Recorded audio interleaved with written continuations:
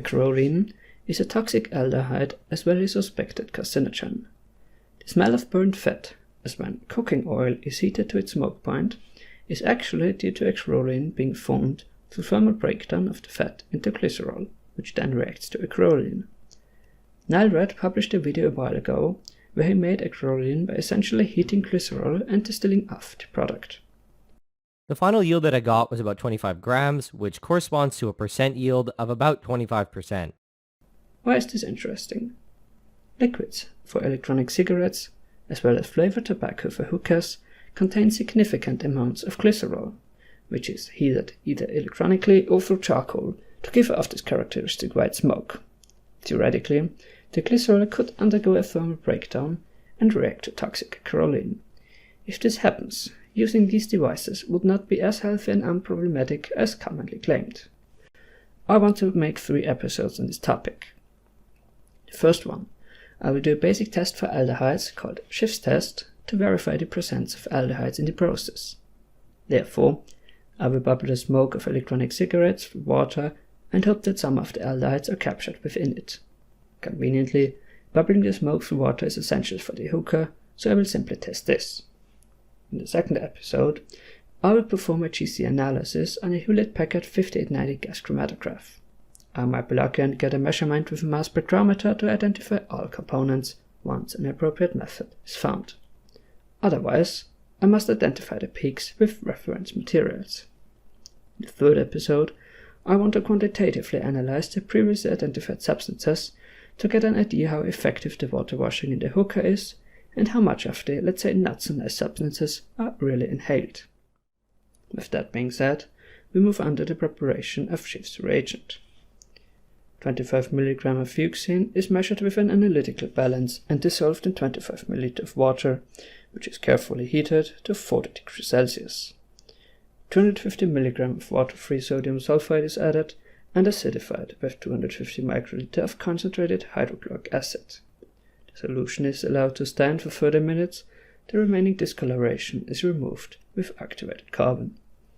After filtration, the preparation is done and the reagent is ready to use. If not used immediately, the solution should be stored in an airtight container in a cool and dark place. What is happening in terms of a mechanism?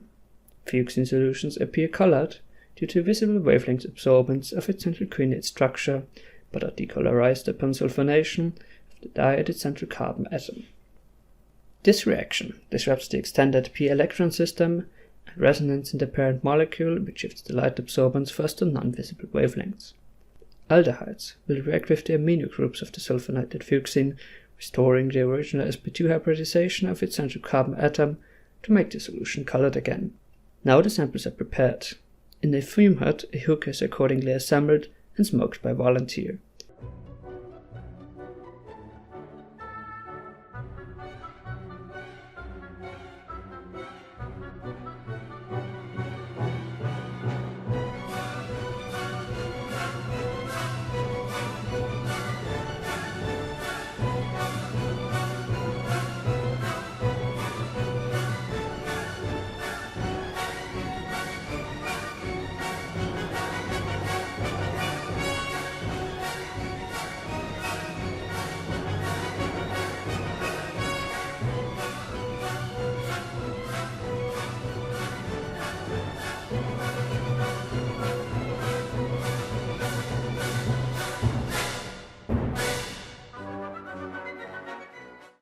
I've also filled an electronic cigarette with glycerol containing liquid and assembled everything so that the smoke is bubbled through some water.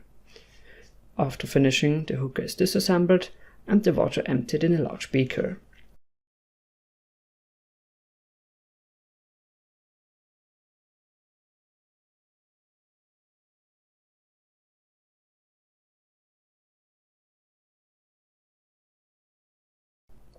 Equal amounts are measured out and poured in 2 equal large Erlenmeyer flasks.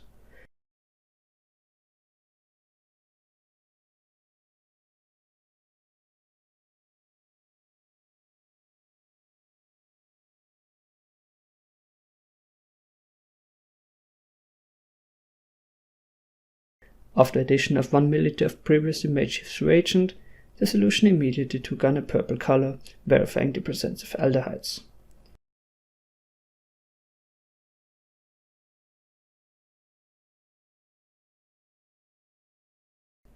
The water from the electronic cigarette experiment behaves similarly, so there are clearly some aldehydes present. In the following episodes I might be able to characterize them with GC and GCMS.